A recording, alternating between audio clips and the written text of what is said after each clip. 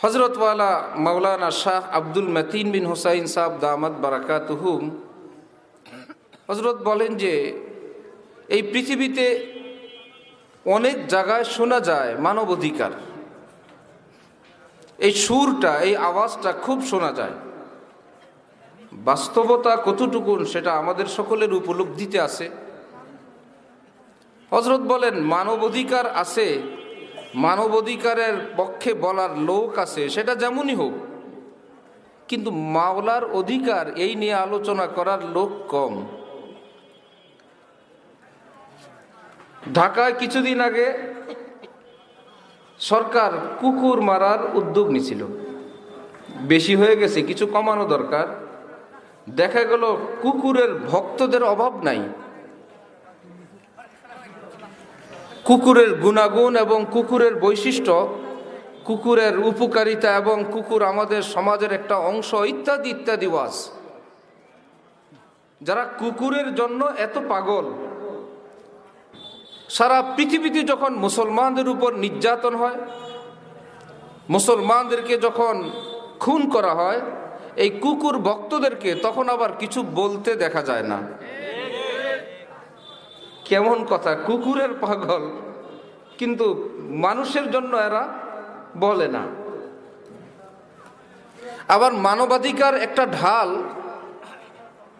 যখন পছন্দের মানুষ আক্রান্ত হবে তখন মানবাধিকার।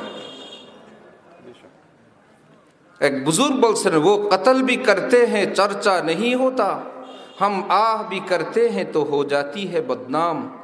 কেউ মানুষ খুন করলেও কোনো আলোচনায় আসে না, আর আমাদের উপর অত্যাচার করা হইলে আমরা ব্যথায় ব্যথিত হয়ে যদি একটু আহ করি, এটা অপরাধ হয়ে যায়। वो कत्ल भी करते हैं चर्चा नहीं होता, हम आह भी करते हैं तो हो जाती है बदनाम। চুরি করে অপরাধ নাই, কিন্তু গৃহস্থ কেন আওয়াজ দিল, এলাকাবাসীর ঘুম নষ্ট করলো, এর জন্য বিচার। লালবাগ এলাকায় মৌলানা সাহেবের বাসায় চোর ঢুকছে, দুই মৌলানা মিলে চোরকে একটু নগদ তো মেজাজ গরম থাকে, সব জায়গায় দেয়। পুলিশ আসলো, চোরকে ধরলো, সঙ্গে গৃহস্থ দুই মৌলানা সাহেবকে থানায় নিয়ে গেল। এই বলে আপনারা আইন নিজের হাতে তুলে নিলেন কেন? চোরও আসামি, গৃহস্থও কি? আসলে তো ঠিক আছে, আইন তো নিজের হাতে তোলা ঠিক না। চোর কেন চুরি করলো এই নিয়ে অত আলোচনা নাই। কেন গৃহস্থ আওয়াজ দিলেন, এত মানুষের ঘুম নষ্ট করলেন, এটা মানবাধিকার লঙ্ঘনের শামিল। সমাজে বিশৃঙ্খলা, অশান্তি সৃষ্টির কারণে কয়েক ধারায় তার নামে মামলা, আর তাকে বলা হইল আপনি কিছু বলতে হইলে আপনি আইনের আশ্রয় নেন। এইরকম টেরা, এইরকম চোখ কানা মানবাধিকার এই পৃথিবীর শুধু সমাজে না, শুধু দেশে না, সবচাইতে বড় সংগঠন মানবাধিকারের পৃথিবীতে জাতিসংঘ। ওই জাতিসংঘকে আজকে সারা পৃথিবীর মুসলমান জানে ওটা জাতিসংঘ না, ওটা ইহুদি খ্রিস্টান সংঘ। কাশ্মীরের মুসলমানদের উপর যখন তাদের স্বাধীনতা, তাদের সংবিধান, তাদের পতাকা সবটা ভারত সরকার যখন একচাটিয়াভাবে জুলুম করে তাদেরকে গ্রাস করলো, দখল করলো, জাতিসংঘে মিটিং বসলো।